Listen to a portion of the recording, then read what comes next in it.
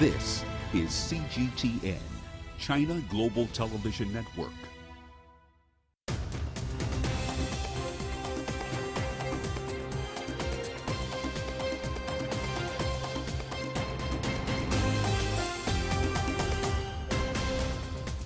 Hello and welcome to The World Today. I'm Richard Nta in Nairobi. Here's what's ahead.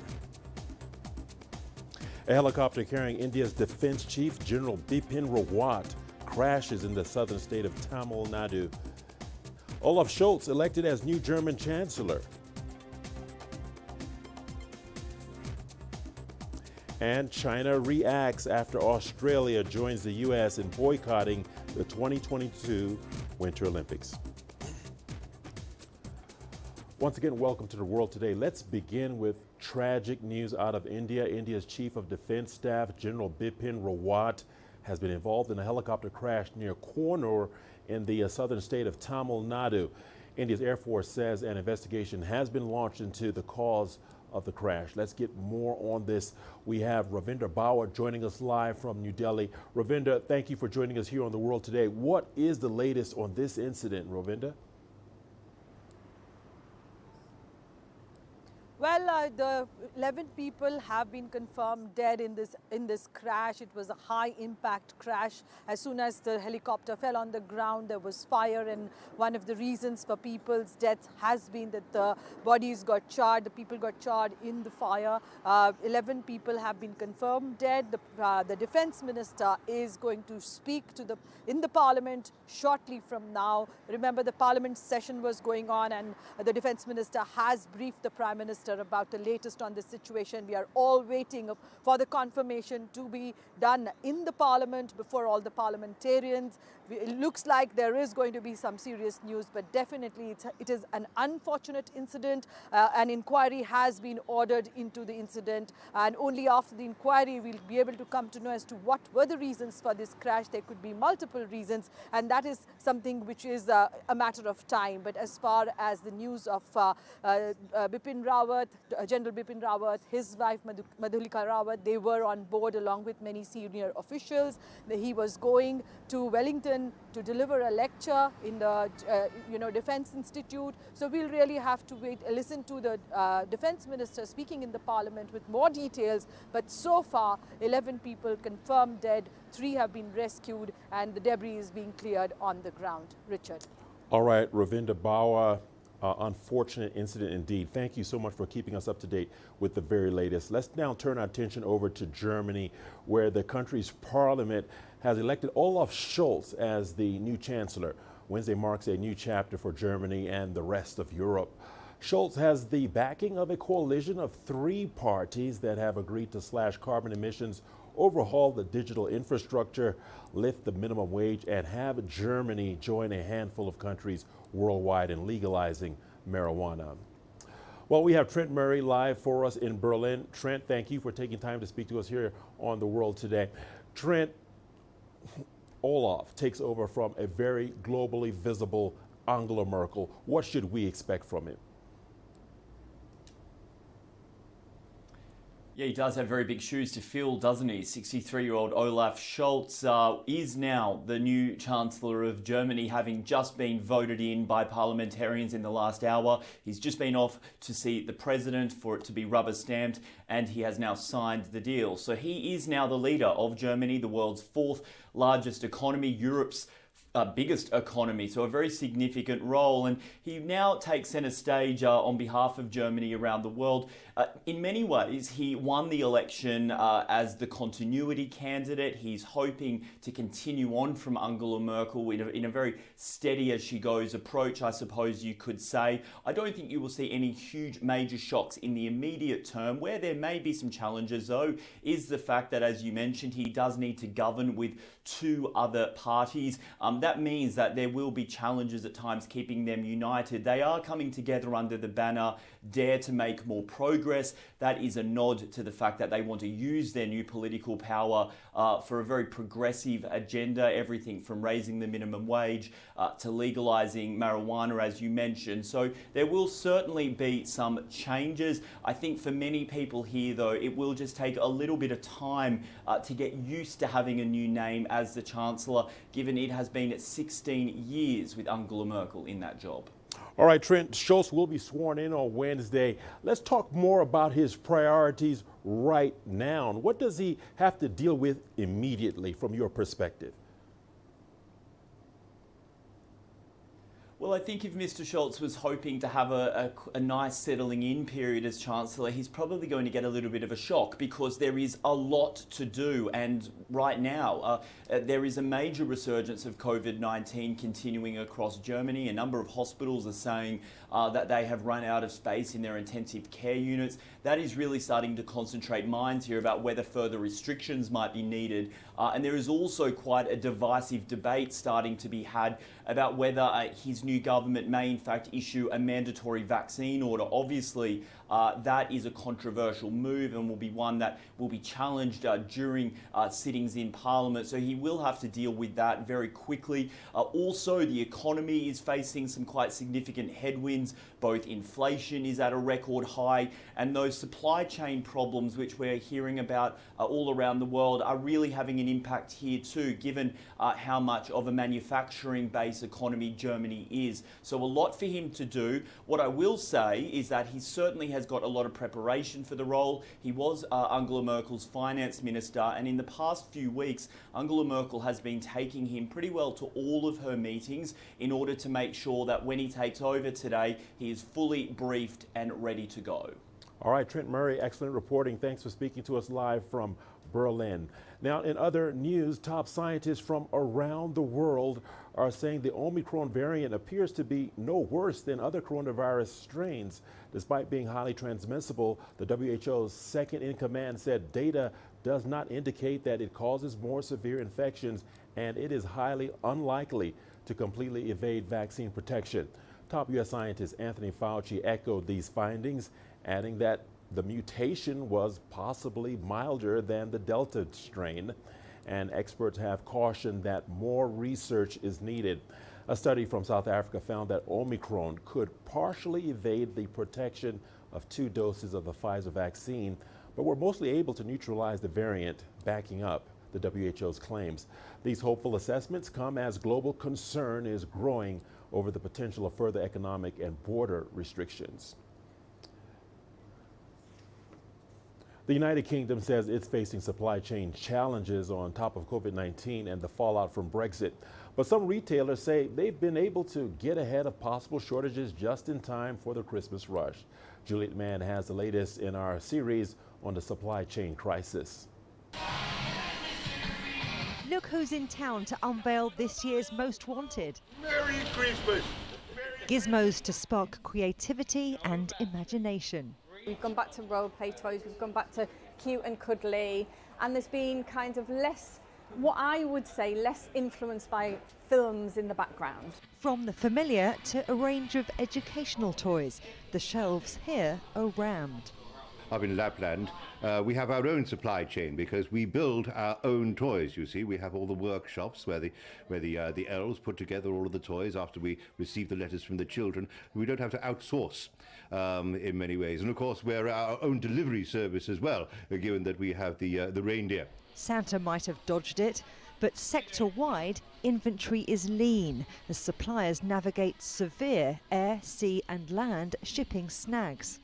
Funko, who make these, say 70% of them are produced in Vietnam, where they've had some big port issues. But shipping is only part of the puzzle. Another is inflation. The price of materials is rising fast, from plastics to packaging, wood, metals, even electronic components.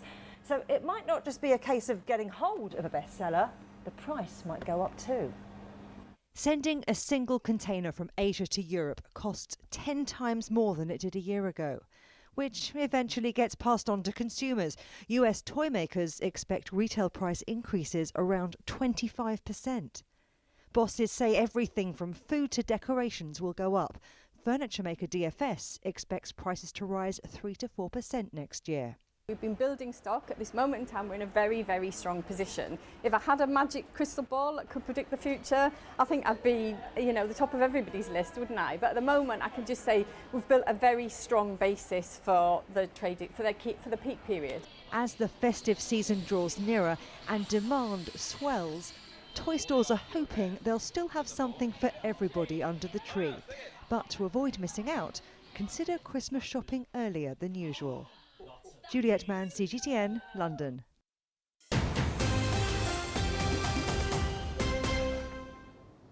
The 2021 South-South Human Rights Forum has begun in Beijing. Chinese President Xi Jinping sent a congratulatory message to the event. He said human rights are a symbol of progress in human civilization, and it's the common pursuit of societies to protect human life, values, and dignity, and realize that everyone enjoys human rights. Xi said China has found its own path of human rights development, which is in line with the trend of the times, and China is willing to work with others towards the healthy development of human rights. China launched the forum in 2017 to promote human rights in developing countries. This year's theme is Putting People First and Global Human Rights Governance. China has slammed Australia's diplomatic boycott of the Beijing Winter Olympics. A Chinese Foreign Ministry spokesperson called the move, quote, political posturing by some Australian politicians, close quote. Australia announced it will not send any officials to the Games following a similar move by the United States. Earlier, China slammed the United States' diplomatic boycott of the Beijing 22 Winter Olympics. Tao Yuan has the details. China says it will take resolute countermeasures against the U.S. for its diplomatic boycott of the Games. Chinese Foreign Ministry spokesperson Zhao Lijian made the remark at a daily briefing on Tuesday. The step taken by the U.S. is in violation of the principle of political neutrality upheld by the Olympic Charter. It also goes against the Olympic model of together and all the athletes and sports lovers in the world. China opposes this. The U.S. should stop politicizing sports and disrupting Beijing Olympics because it will harm bilateral dialogue and cooperation in important areas and regional issues. The White House announced on Monday that it will not send U.S. government officials to the Beijing Winter Olympics over claims of human rights abuses in Xinjiang. It came just weeks after President Xi Jinping and Joe Biden held virtual talks aimed to ease tensions in bilateral relations. The lie of the century fabricated by the United States about so-called genocide in Xinjiang has long been exposed by facts. The U.S. attempt to interfere with the Beijing Winter Olympics is out of ideological prejudice and based on lies and rumors, and will only expose the sinister intentions of the U.S. The boycott does not prevent U.S. athletes from competing. China's embassy says no invitations had been extended to American officials in the first place and called the move a pretentious political manipulation. Meanwhile, opinion leaders in the U.S. have said that political differences should not interfere with the Olympics. I think that it's always better to continue the conversation, and I think that it's much better that our diplomats continue discussing whatever issues there are, because without discussion, without conversation, we can't come up with solutions. Athletics doesn't know, political hardship, really. It shouldn't. And I'm convinced that, that experience is going to help bring us to a better understanding and hopefully, tear down some of these walls or barriers of disagreement and concern, let's put it that way, from our side towards the Chinese. Spokesperson Zhao Lijian added that athletes around the world, including those from the U.S., should be the center of attention at the Beijing Winter Olympics, not politicians. And with the Games just less than 2 months away, Zhao says China is confident to hold a safe and extraordinary event. Taoyuan, CGTN, Beijing. Well, that's it for this edition of The World Today. I'll be back shortly with more news from the continent in Africa Live. Thanks for watching.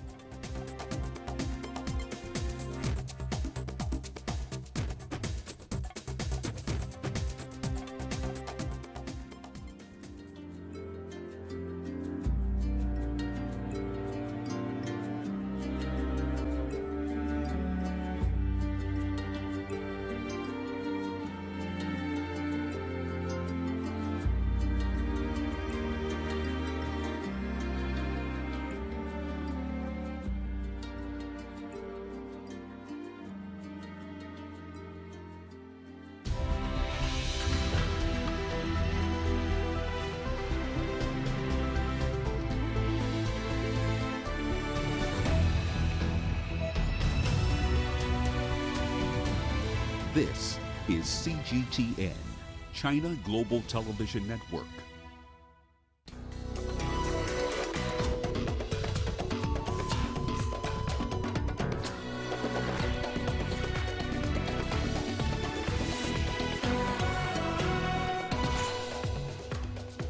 Dozens killed in a fire at an overcrowded prison in Burundi.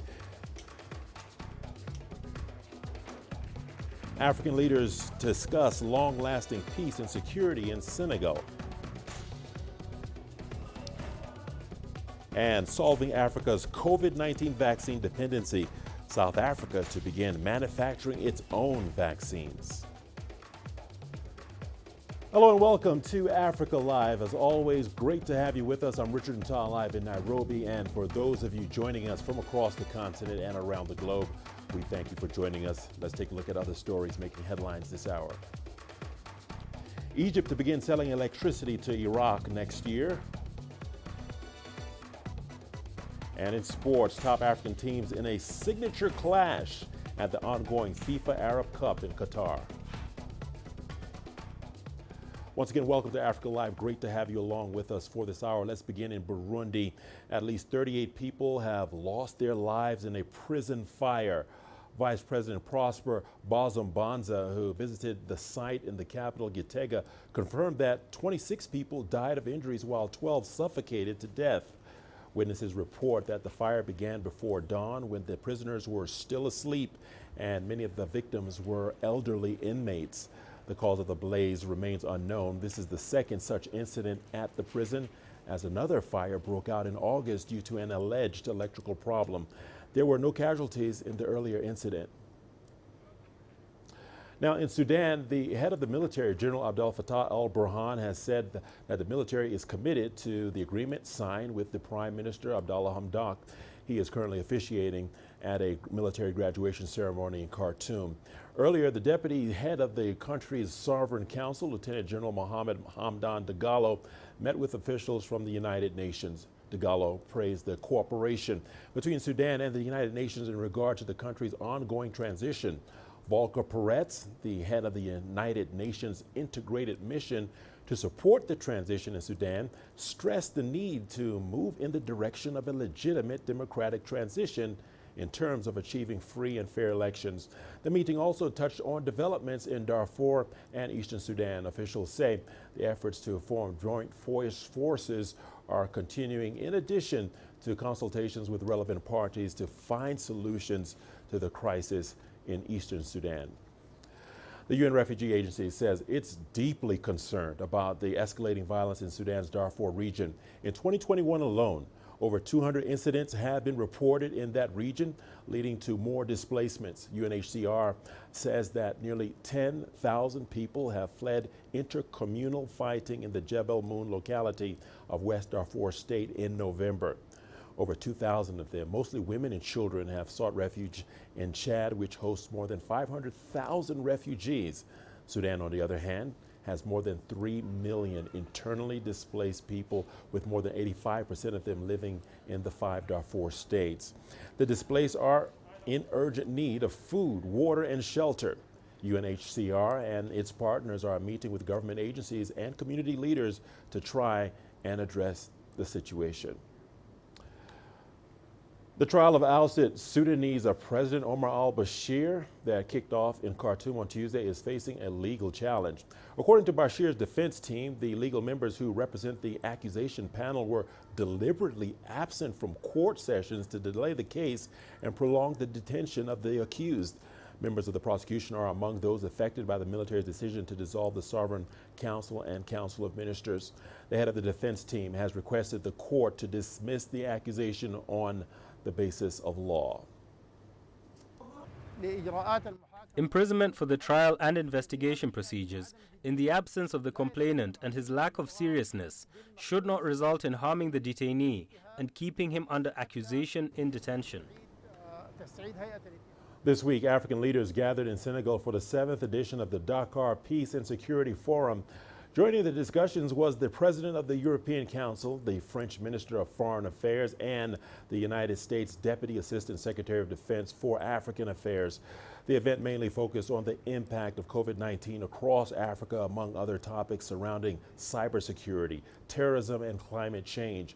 President Macky Sall of Senegal and Moussa Faki Mohamed, the chairperson of the African Union Commission, focused on regional issues, while South African President Cyril Ramaphosa discussed long-lasting peace, stability, and economic growth in his address. Workshops at the forum touched on surveillance of maritime areas, security cooperation in Africa, and violent extremism.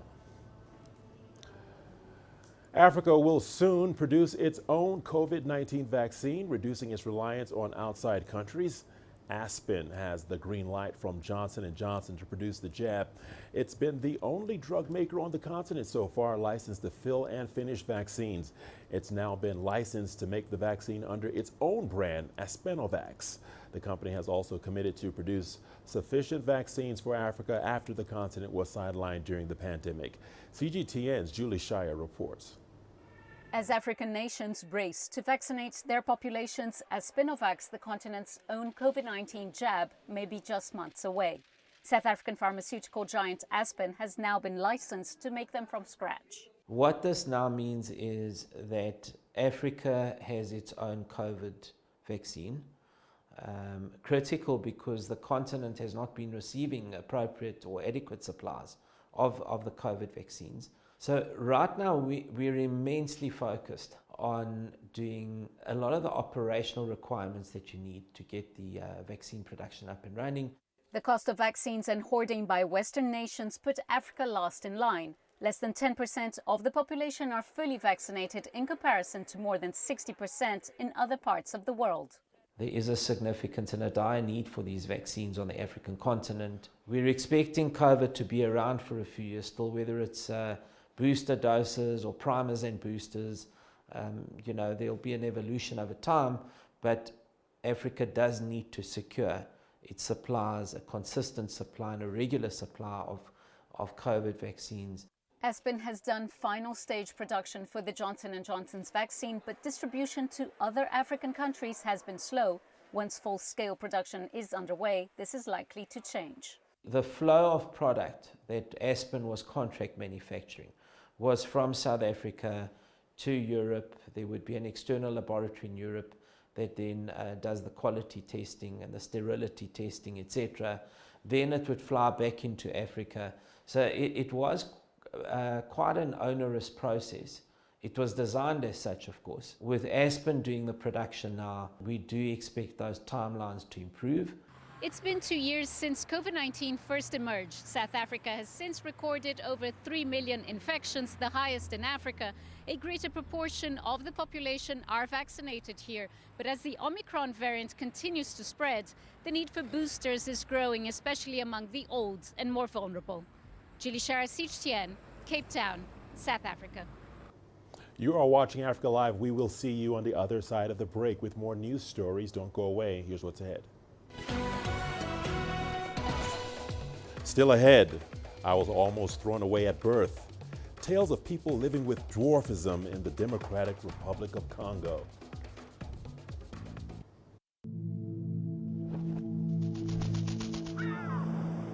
How will your world change today? What happens here? What happens there? Or what you make happen for yourself. If it matters to you, it matters to us too. Your stories are the stories that need to be told. Africa Live. Find your voice.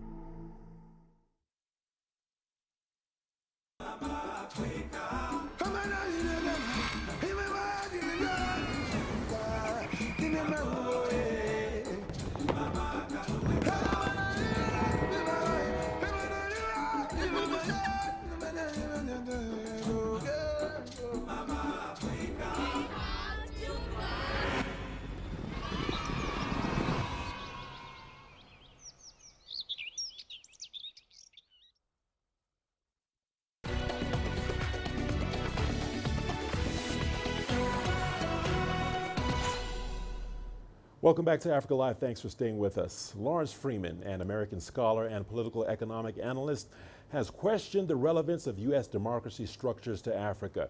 He says democracy is just a hypocritical slogan for the U.S. government, which can be seen from the U.S.'s treatment of Africa's development.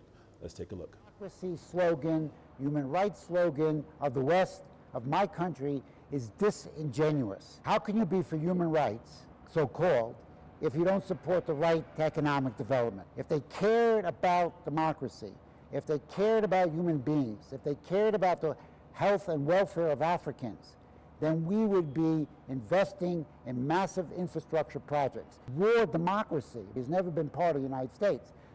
What the United States is doing now is they're trying to take U.S. democracy and impose their structure on the rest of the world. It's not really democracy, it's political structure. And they say, either you do it the way we want, follow our orders, or we're not going to treat you the right way.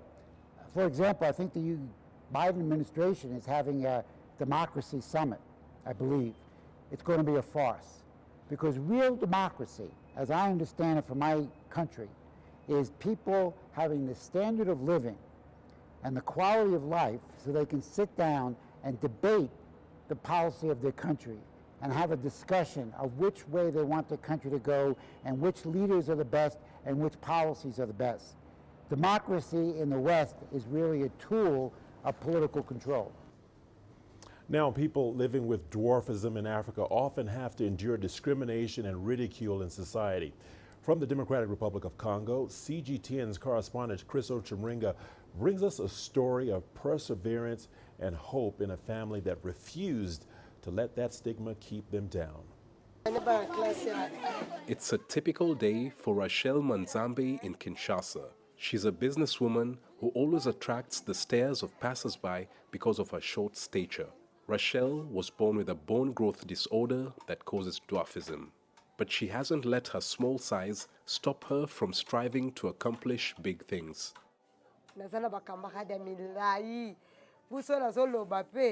I have very tall friends. Sometimes when I'm talking to them, they keep joking that someone may step on me because I'm so short. I always look up at them and tell them I won't be intimidated by anyone. I consider myself an ordinary person. I have a husband and 3 children of average height who have brought me so much joy. People with dwarfism, or petite taille as they're known in French, face a lot of discrimination in the DRC. When Rachel was born, some people advised her mother to throw her away because they believed she would bring her bad luck. Some people who came to see Rachel after I had just delivered her told me that my baby would bring a curse on our family. They urged me to dump her in a garbage heap, but a wise lady told me to keep my baby. I'm happy I followed her advice. In October this year, the DRC commemorated its first ever International Dwarfism Awareness Day. The country's Minister for People with Disabilities pledged to introduce a bill aimed at ending the marginalization of the DRC's little people. We have drafted a report that seeks to integrate people with dwarfism into the rest of society. We will come up with specific programs to ensure that they enjoy all of the rights that other citizens have. The DRC's people with dwarfism were joined by their counterparts from Cameroon and Senegal to demand for equal treatment. We have been excluded from society for far too long. Getting enrolled in schools is difficult, but the biggest challenge we face is getting employment. There are no official figures on people with dwarfism in the DRC. It's a genetic disorder known as achondroplasia. Many people with dwarfism in the DRC have had to struggle on their own to make it in life, just like other people of average height. Previous governments have been grappling with the conflict that lasted over 2 decades, which has disrupted social services. But the current government has committed to improve their lives by passing legislation to protect their rights. Chris Ochemringa, CGTN, Kinshasa, Democratic Republic of Congo. Another heartfelt and inspiring story. Let's turn our attention now to the north of the Egyptian capital, Cairo, and it lies a village there called Minyat Haroun. The town has in recent years gained wide attention for its growing production of tire-based products. Minyat Haroun's economy is now based on collecting tires, cutting and shredding them, then embedding them into brand new products that include cars, spare parts, cement production, and art used in houses. Here's CGTN's Adel Al-Marhoui with more details. 70 kilometers north of Cairo, in the heart of the fertile delta, lies Mit El Haroun village. Yet the visuals of agriculture activities dominant in this part of Egypt are absent. This town is almost entirely industrial.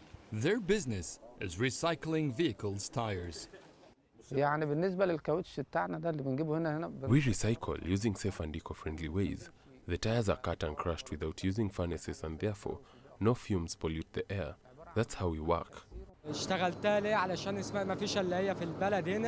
worked at this workshop because there are no other kinds of jobs in this village. It's a good job that pays well. All of my family work in tires. No matter what you study in the university, you'll end up in this business. Before the concept of sustainability and recycling became a global trend, for 3 generations this village has been developing techniques to recycle tires. At first, shoes were made, and the rest of the tires were thrown away. As technology developed, Mit Haroun now recycles 100% of the tires, creating a huge industrial job market. This business didn't only provide jobs to the residents of this village, it offers jobs for the whole neighboring villages. Unemployment rate here has become 0%. Everyone has a job. Any used tire across Egypt will some way end up here. The inner rubber tube gets turned back into natural rubber. Wires get extracted to either become construction material or once again melted into iron. If it won't be used to create a handmade product, the rest of the tire is crushed into powder, which gets exported and used in insulation material or plumbing equipment. Our biggest challenge is the supply of electricity. All this industry here is built upon personal initiatives. The government doesn't support us with the infrastructure needed. Kafr Mit Haroun could be helpful for the entire region. Kuwait, for instance, has one of the world's largest tire dumps, which causes major environmental damages. Our village can absorb tens of millions of tires a year. This village is surprisingly growing fast that it has an appetite to consume all used tires in the Middle East. With the government support, Mit El Haroun could turn these individual initiatives into an organized industrial zone that could expand much faster than its remarkable current rate. Adel Al-Marhoui, CGTN. The Chinese embassy in South Sudan has launched a second phase of a China-aided technical cooperation project to support development of the education in the East African country. South Sudan has one of the lowest literacy rates in the world, with only 37% of the population able to read and write. CGTN's Patrick Ayette reports. The cooperation includes taking teachers from South Sudan to China for training. China will also print textbooks for South Sudan's primary and secondary schools. South Sudan's government says expanding the existing cooperation with Beijing will increase education opportunities in the East African nation. I believe that this technical cooperation in education will bring the Chinese experience, which could be merged into our developing concept for the development for the educational innovation. The Chinese government is promising to continue providing assistance to South Sudan to help the country develop its education sector. In the 10 years of our diplomatic relationship, the education sector has always been a priority area for our exchange and cooperation. China has supported the construction of a number of primary and secondary schools in South Sudan, trained over 5,000 professionals in various sectors, and provided hundreds of scholarships for students to study in China. Schools in South Sudan remain open despite the challenges posed by COVID-19. The government says it's restructuring the education sector. Actually, implementation has already begun. For example, a review of curriculum materials is underway, and teaching of Chinese language is taking place at Juba Juba Day Secondary School. China is also providing face masks to help keep schools in South Sudan open. China says it is investing about $20 million for the Phase 2 Technical Cooperation Program to support development of education in the East African nation. Patrick Hoyet, CGTN, Juba, South Sudan. Well, time now for our business segment. Here's what's ahead.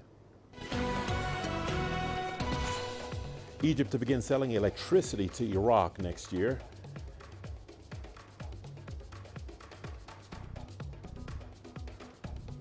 And farmers in Nigeria unravel benefits of breeding snails.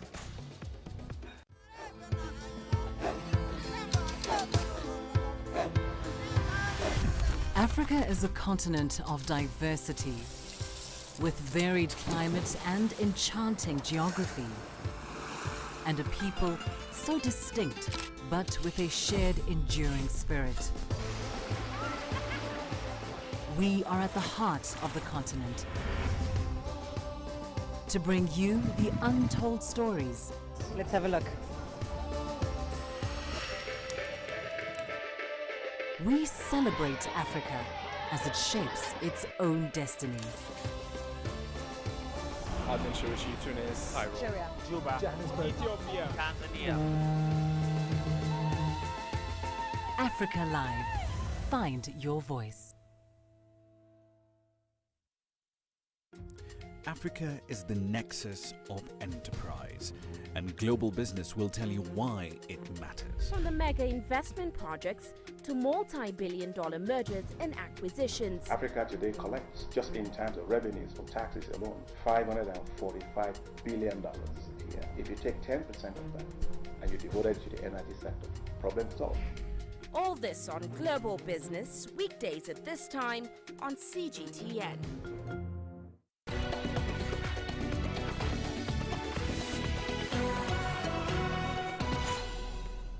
Welcome back to Africa Live. Thanks for sticking with us. Egypt's cabinet has announced it will begin exporting power to Iraq in the first quarter of 2022.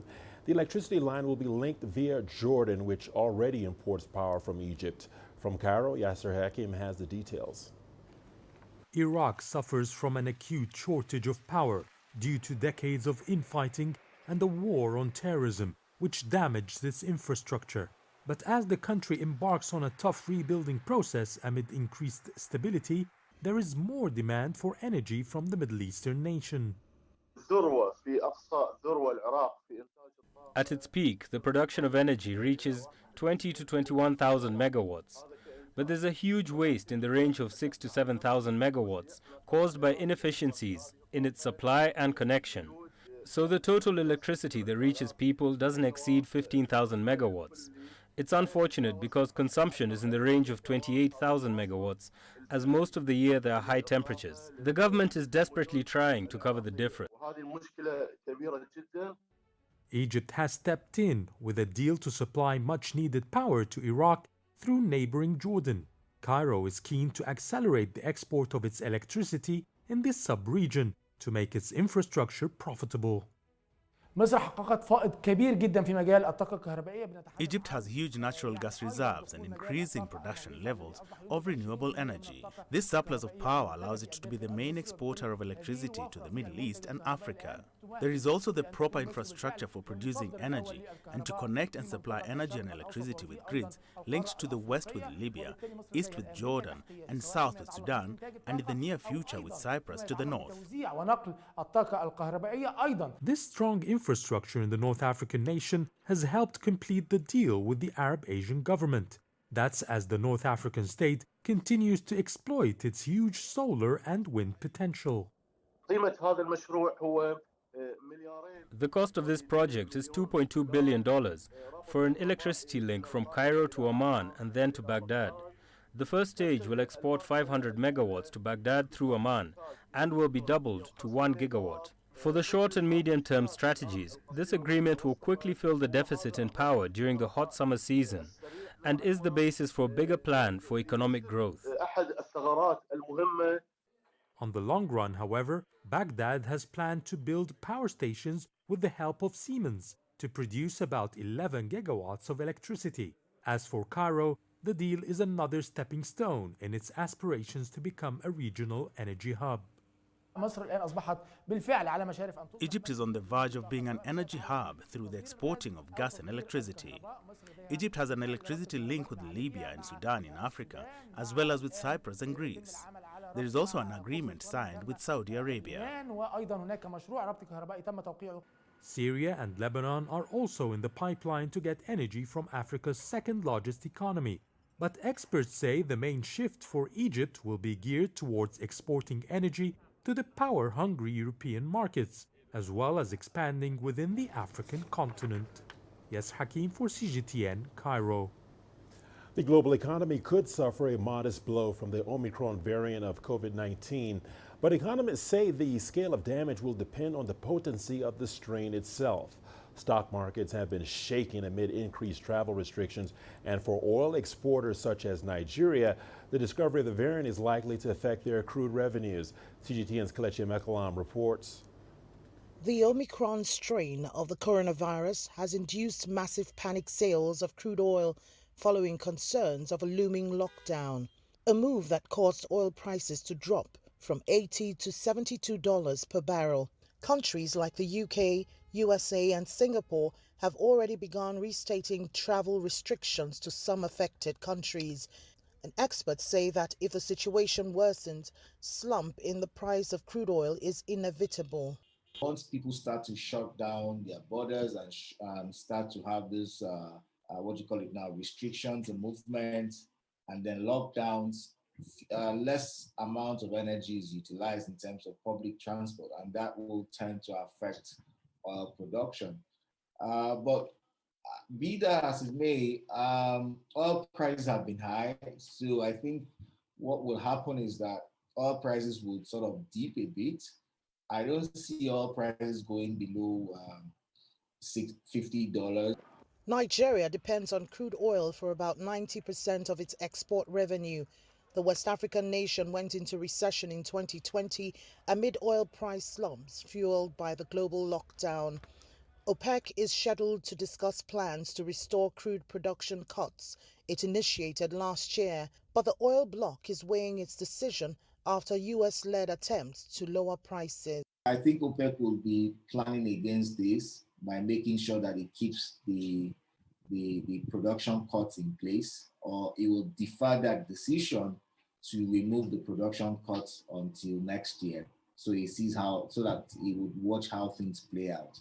But I don't expect OPEC to shift position in terms of removing the production cuts. Nigeria has been unable to take advantage of higher oil prices. Internal and technical disruptions have kept oil production low.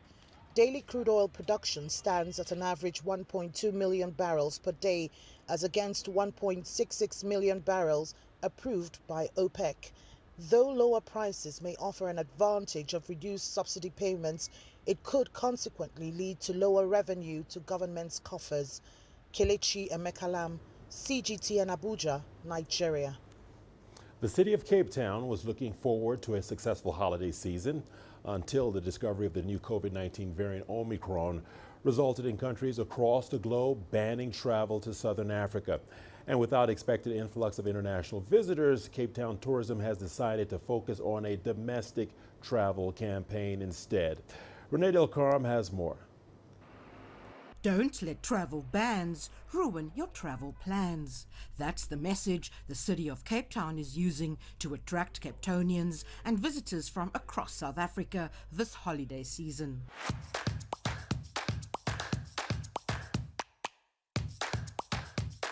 Cape Town Tourism says it has put together a collection of pocket-friendly offers and packages to encourage locals to be tourists in their own city. These international travel bans have certainly caused massive uncertainty and disruption, and it will have a devastating impact on the tourism industry.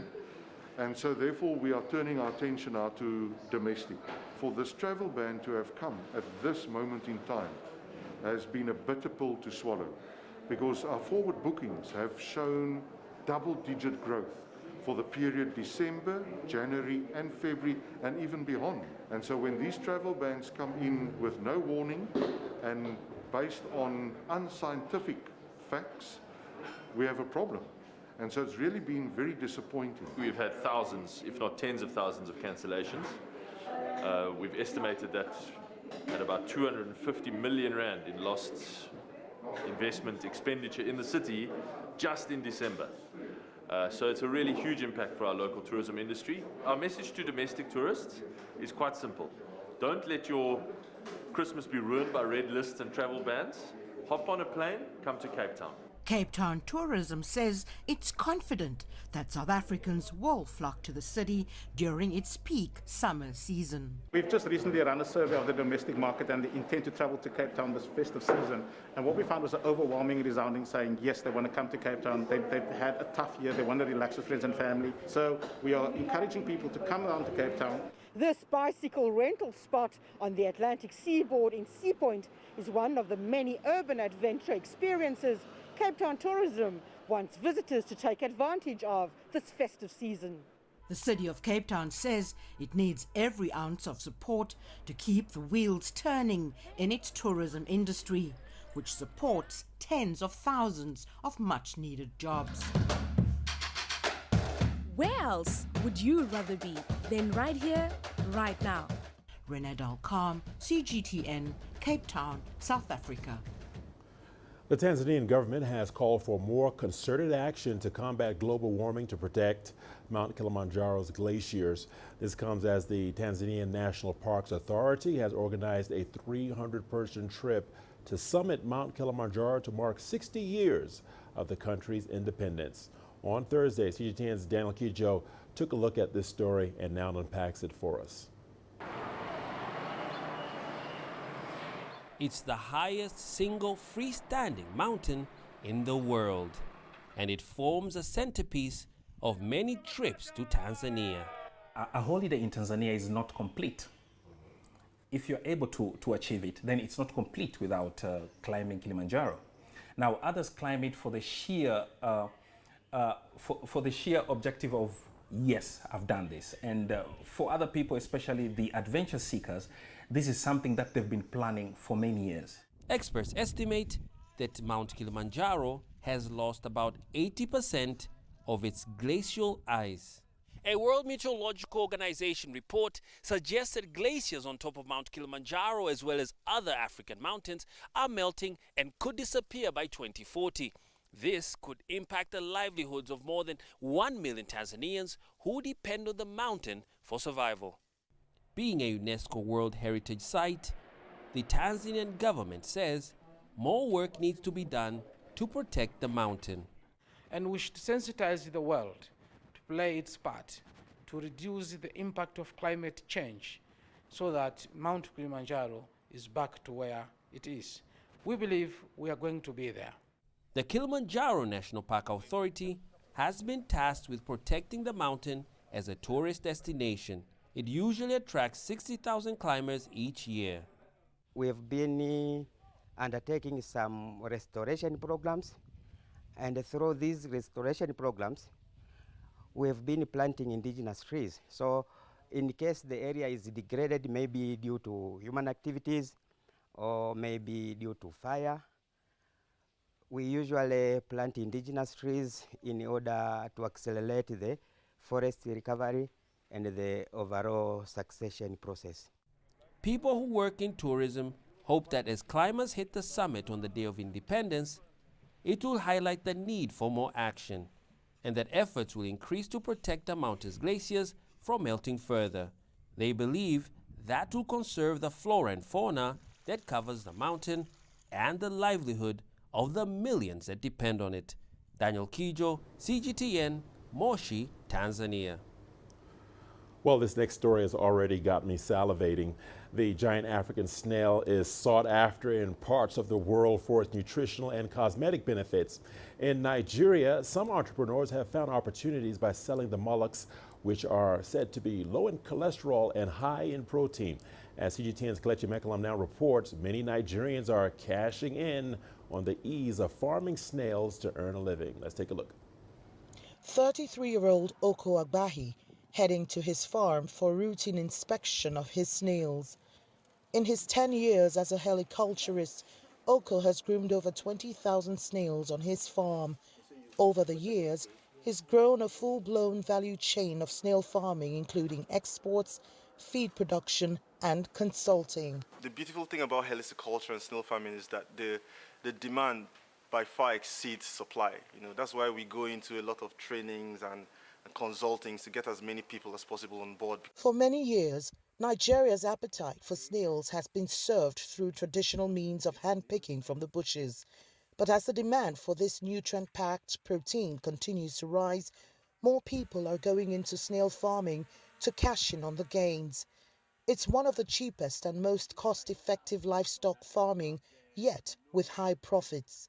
For the average snail farmer that starts with maybe 100 snails, in 12 to 18 months, you might have more than 10 times the capacity of the initial stock you started with. So profitability is very encouraging as long as management practices are top-notch.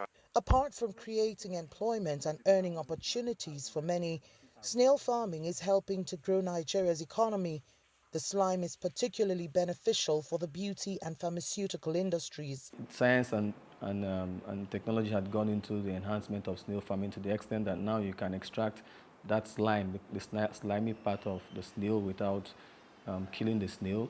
And that slimy part of the snail is a huge product used for pharmaceutical and cosmetic products. So, going beyond table for food and looking at the other value chain and byproducts of snail is where the real wealth creation in snail farming is found. From a wide range of proteins on display in restaurants, snails are usually preferred. Aside the dietary benefits, people find snails quite desirable for their delicious taste, especially spicy and stewed, like this one. But they don't come cheap. A piece costs roughly $5, and many would go out of their way to give themselves a treat. Kelechi Emekalam, CGTN Abuja, Nigeria.